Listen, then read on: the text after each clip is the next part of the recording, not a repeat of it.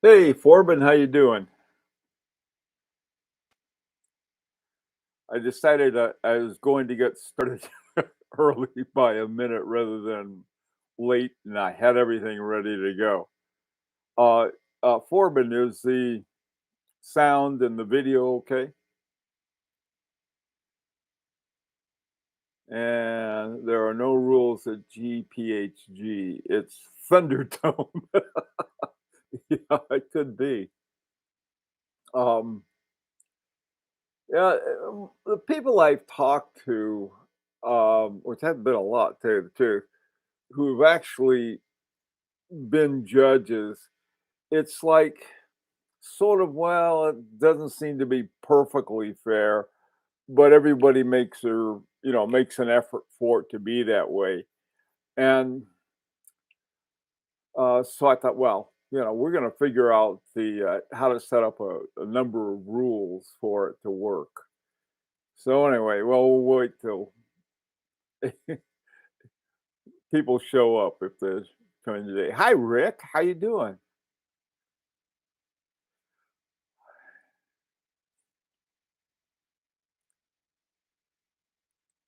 Junior, how are you?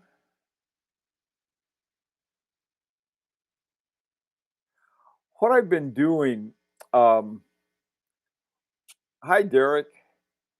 Um, what I've been doing while I've been sort of, getting ready, I for years, um, I taught research methods, and one of the things that was part of it was having scales, and so I want to talk about that a little. And I don't know if they do much good or not, but it's fun to talk about. Hey, Patrick. Hey, Bruce. How you doing, man? Um, So anyway, this I thought might be a a fun kind of thing to do, because I think if we talk about how to evaluate the value of a watch, we have to look at all of the things that we consider to be important in a watch that we buy. And so, if a watch is a good watch, can we sort of? To me, it's very hard to quantify. Uh, but people do it anyway. Okay, so that's where we are today on that, and we'll get started in a little bit. Anybody have any kind of breaking news that we might have? Hey, John, how you doing? What watch am I bringing to New York? I've been debating that. I don't know. There are four I'm considering. One, because I have to get a little longer strap for my Roger Dubuis. Everything else I have to put into my safety deposit box at the bank, and so I'll do that, and then I have to keep about three out.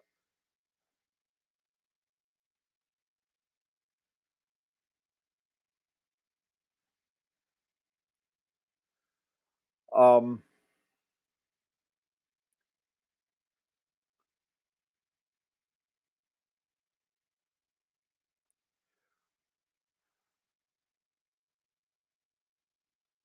it's always good to have Bruce with us, the voice of reason. Okay. Well, let's get started on some stuff. One of the things I did, if every not everyone, but some people say it's rigged. All right. And it's often compared to the Oscars. I hear the Oscars are rigged. And I don't know. Maybe they are to some extent. I mean, people try to influence beyond the beyond what would be the normal criteria. Okay, that happens in everything. Hi, Jonathan. Anyway, so I thought a good place to start. They have the list of all the jurors, and so I thought, well, I'll count them from different countries. Hey, Tim, how's it going?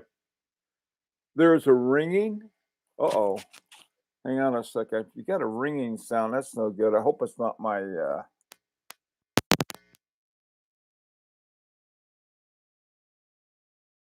just froze everything.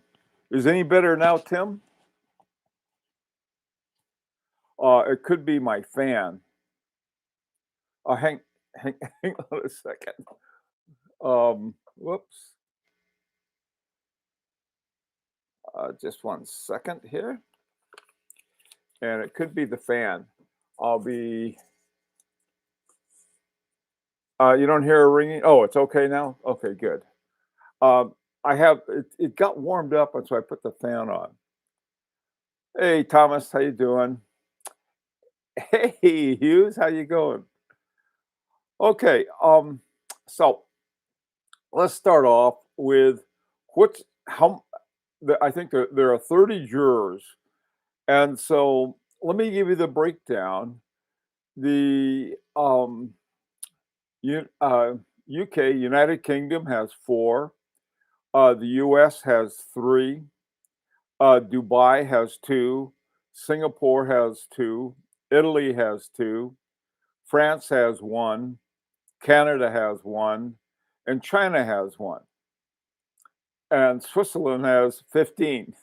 So there's there's something there. There's some kind of balance. But these are compared to the Oscars.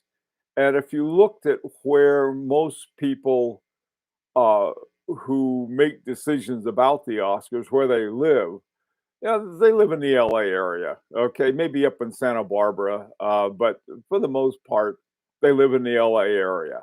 You have some from New York and some from different parts of the world.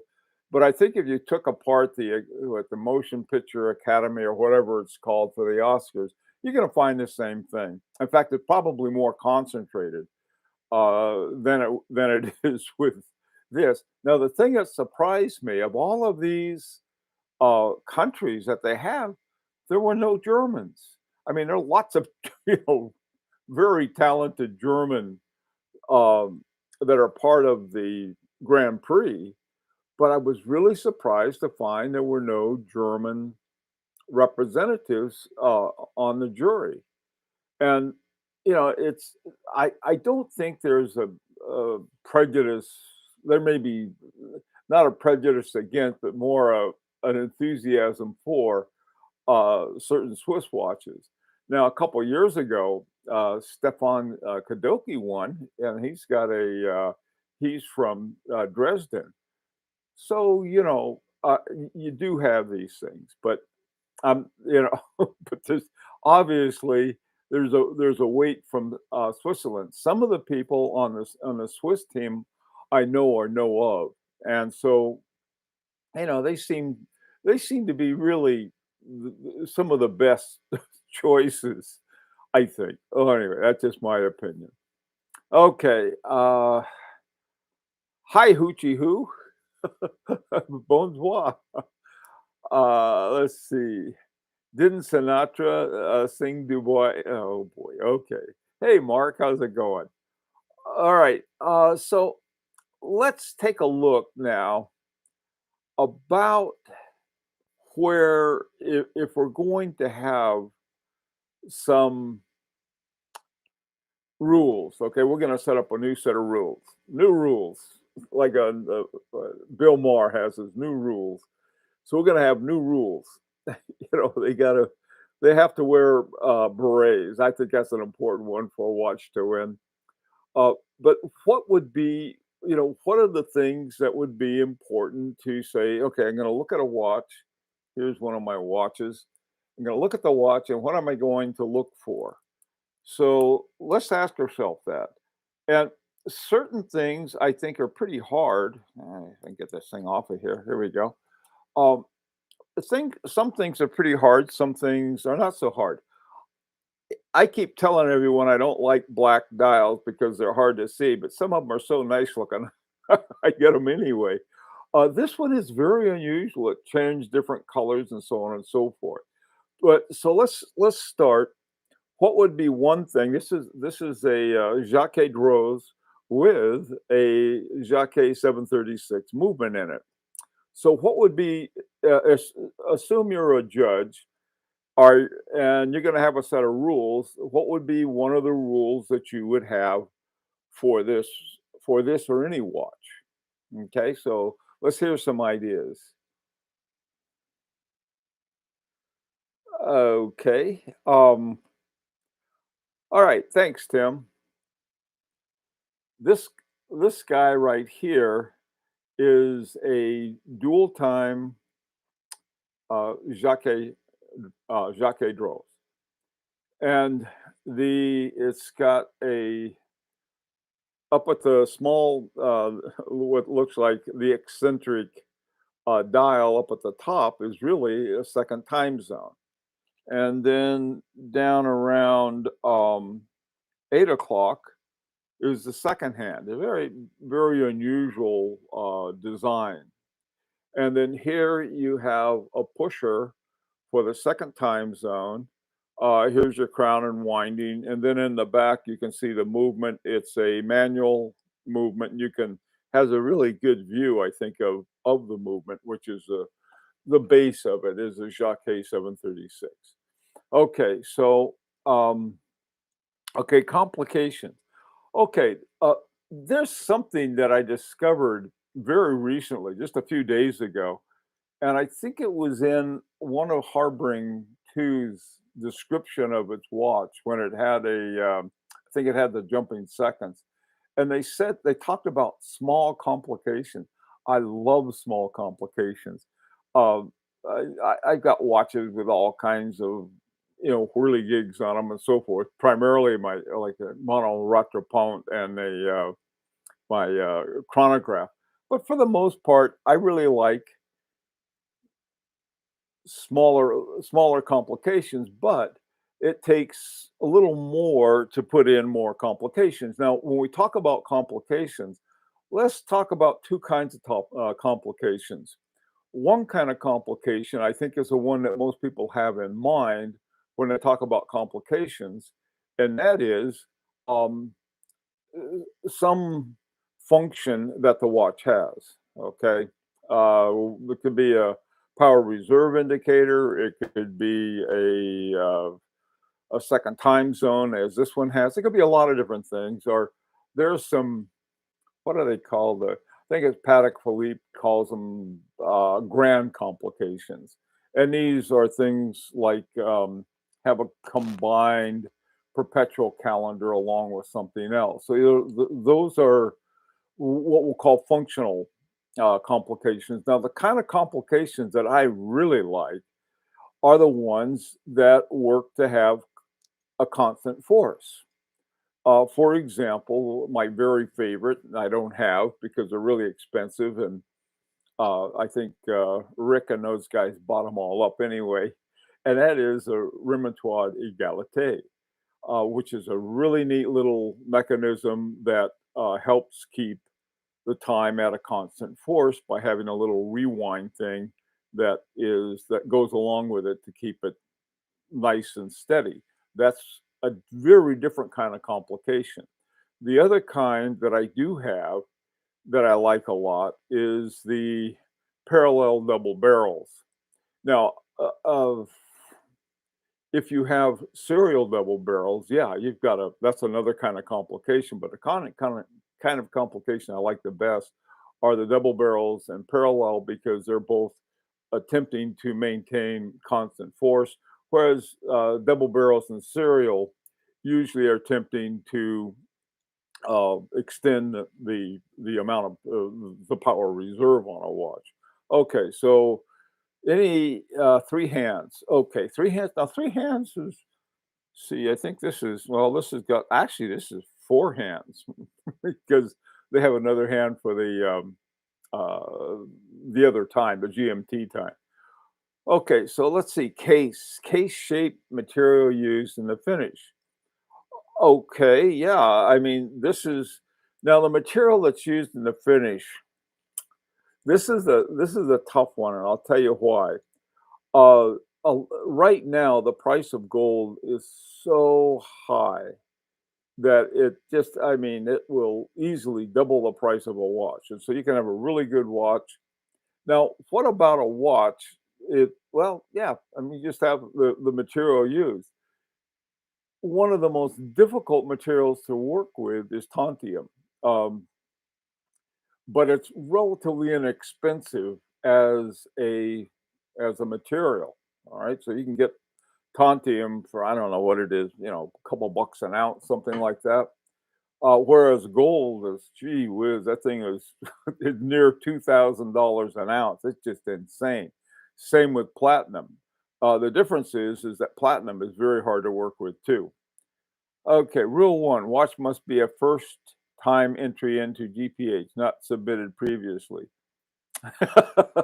Okay, I think I know what Forbin's talking about here, and a lot of times you'll see didn't I just see that watch? Wasn't they didn't they have a different kind of name on it? Something like that. Yeah, I suppose so, but even a little modification can mean a lot. And sometimes you'd be surprised how many people say, "How come that one didn't win?" And it comes out with a little different paint job or something. There it is. It wins. I think the same was true of the Agen graph. One of the watches with an Agen graph movement when it first came out, nothing.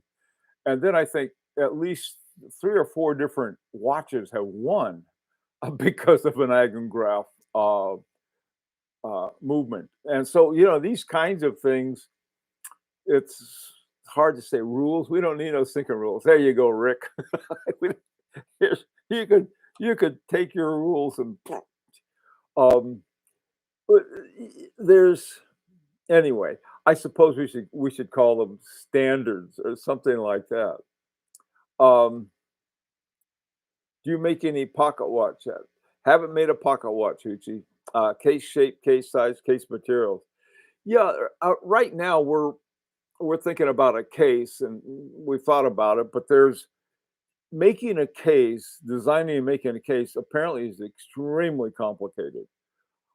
If you have a case made for a particular watch, yeah, the same is true with a movement. One of the things about this movement is the shape movement. Now, a lot of the guessers are saying, well, this movement is a Peizu ETA 7001 that has been sort of rearranged in a shape movement, called a different name. Uh, but people aren't sure. That's what they think it is. And they may be right. But that's, something is a shape movement. Is that better than, let's say, a round movement and a tonneau shaped watch? I like something that has sort of a tonneau shape in a tonneau shaped watch. Okay, so what do we have so far? What percentage is in house? Jonathan, um, boy, oh boy, oh boy, that is a very, very tough one, and I'll tell you why. Um, there's this guy who makes watches. And you'll remember his name. Hey, how you doing, Rancher? Robert, how are you? Um, Truth Fears. A lot of people came that slipping slipping in the back room. Owl is here. Oh, good. Okay, CNC machines. One might think designing a case is easier than ever. Um, I didn't. Philippe Dufour used CNC machines in designing the simplicity and the duality. So that's I don't know how you would take that. Yeah, and that's sort of like I guess somebody like um, Roger Smith. Man, I tell you, I don't think he uses. He may use a CDC machine to get certain things set up. I don't know, um, but that may count. It may not. I don't know. It would if we have a rule that says if you make it with a CDC machine, you lose 2 points, and if you make it, I don't know what with sort of dead reckoning. you get a better reading on it because you're using craftsmanship. I don't know. Any other ideas? Um, I like Owl's greeting is Bill and gentlemen. Didn't include me in the second group. Um, hey, Planet Earth, how are you? We need GPHG entrance fee payable to Mark J. Yeah, well, that'll work. Um, yeah, okay. So if we look at these things, one of the hard things that going back to the in-house, uh, some watches that have won some of the best awards. For example, Agengraph. Okay, now that's the Singer and Fabergé and even H. Moser. They used this incredible movement, but it wasn't in house. Uh, H. Moser worked with uh, Agenor, and I think they modified something and they took out the hour hand and they did something else to it, something like that. I think this incredible chronograph that they made with that. But is having something of that value in your watch, is that really as important as having it? I'll put it that way. In other words, someone says, "Well, I and let me also add something too. There's in-house and there's cheap movements. Okay, um, because something is in-house doesn't mean it's really top quality. Some watchmakers have something that they cobbled together so that they could claim in-house. If you take a look at Breitling, they have their BO1 and I think another one that they co-developed with Tudor, and that's fine. I mean, they co-develop and so forth, but they don't use it too much. I mean, if you look at all of the watches that Breitling has, most of them are some version of ETAs, and I guess they'll be going over to Solitas because they're not as expensive to produce and do everything else with. So I don't know that it is. There are certain watches I'd rather have a watch with a UDW 33.1 in it by Marco Lang, then I'd like to have something in house by, oh, let's say, oh, what's the name of the company? I mean, Yerma, we'll say Yerma. They make movements. They have their own in-house movements, but they're not quite as refined as you'll find in some of these other ones. So that's a tough one. But I say that simply as some of the decisions I think the judges have to wrestle with. On the other hand, you have something like, oh, what's the guy? Who's the guy that makes? He learned how to use a Rose engine to make G-Loche, and he makes that, and then he puts in uh, the UWD 33.1, charges $20,000 for it. Bob's your uncle. That's sort of a, to me that, well, is the watch really worth it? Well, it's worth it because of the movement as far as I'm concerned. But that's like a $4,000 movement on the high side and our 4,000 euro movement. I don't know.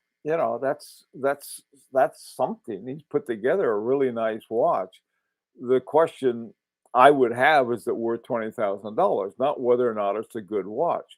And if it would be, let's say, what's his name? Yeah, Joe Shapiro. I think that's the guy. Yeah. Yeah, he's a good guy. He's an assistant principal somewhere. He wants to become a watchmaker. And he started with not with watchmaking, but with he figured out how to use a Rose engine and does really nice guilloche. But I don't know if that would be enough or not. In-house assist product integration.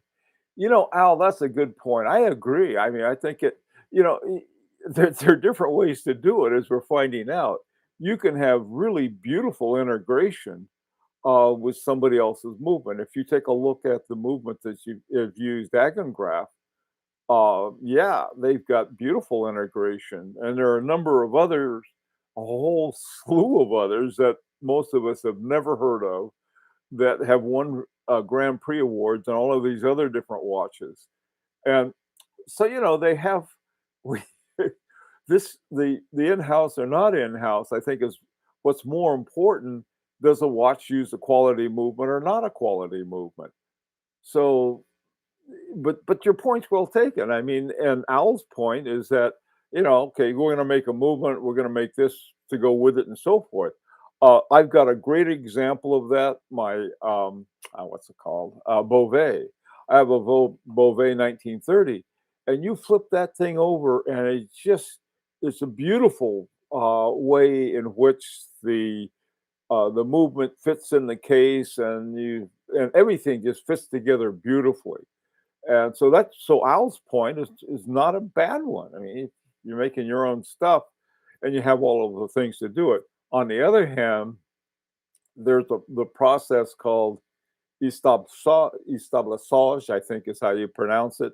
You guys who know French may correct me on that. Um, but you know, yeah, I know Rick. Yeah, he is. Shapiro's working on his own movement.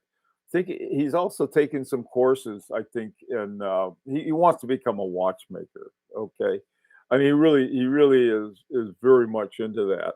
I think I hurt his feelings one day when I said, "Uh oh," so you learn how to use a rose machine. You stick a good movement in it, and call it a day. There's so now I think I didn't mean to hurt anybody's feeling, but you're looking at a $20,000 watch. That's a lot of serious money you're putting together. But to me, it would be a very rough business as I'm learning as we go along. But good for him. I think that here's a guy who's I going along, and he's decided, well, he's going to do it. Whether or not he actually ends up developing his own movement, we will soon see. The A number of years ago, I had an interview, and there's a video of it that I had with English, the guy who's the head of Nick English, who's the head of Bremont, and they were working on their own. They were working on a movement. Never happened. I mean, it's a very hard thing to do. I mean, this is not something that very many watchmakers really do. They'll take an existing movement and tweak it, and that's that way. But taking a whole thing is quite a challenge. Who are some people who have done it? Well, you look at F.P. Jorn and Kerry Wooten-Lonnen. F.P. Jorn worked in his uncle's shop for years, and was I don't know how many years he played around with the resonance until he finally got it working right. But I mean, it was not something that it was not simple, and it was not easy. And he spent the time to do both. And and the same thing with Kerry Wooten-Lonnen. He was doing the what was he doing? He was working for Parmigiani. And somebody said, "You're pretty good. Why don't you go out and start your own business?" So he went up the road a bit and did. And so you see that going on. So Rick, when you say that Shapiro's working on his own movement, it's not it's not that. I don't know. We will see what happens. I wish him well. I wish all of these young guys well. Right now there's a guy in Oregon. I forgot his name, but he's been doing some making his own movements. There's another guy I think in L.A. doing the same thing. Um, that would be interesting to see. I like having there's certain things in a movement that will solve a whole lot of problems very easily. One thing is a hairspring, a silicon hairspring. All of your your watches that Patek Philippe now have silicon hairsprings. They start throwing, I think some other ones have silicon escapement wheels too, simply to cut back on the totally non-magnetic. Where does that go? I don't know. High persona gratis ideal watch. I still haven't found 42 millimeter diameter. Okay, water resistant, thousand. A great movement from Agenhor, Moser, Parmigiani, Groenfeld, and Houghton Lawn. Those are pretty nice.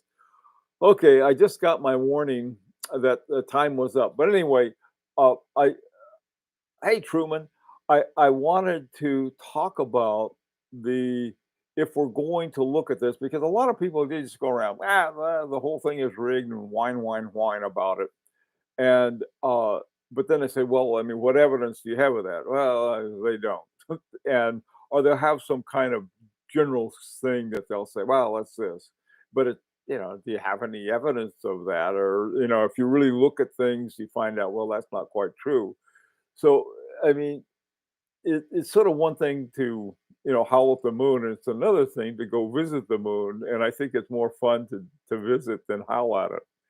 Okay guys, cedar, Laurent Ferrier has silicone. I know he does. So I mean so does like just about everybody now, more and more guys. Very few don't have any more. Okay, how long does silicone hairspring last before needing replacement? I don't know. They seem to think they last forever. Hi, traveling nomad. Forbin, see you guys.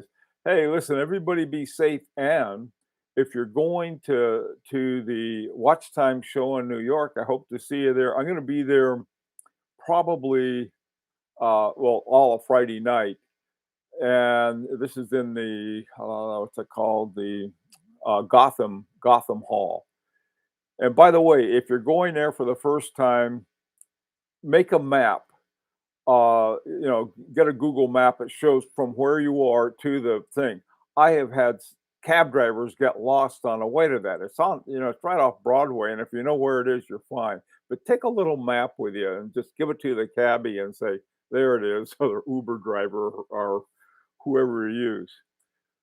Okay, uh, take care, everybody, and we'll see you next week.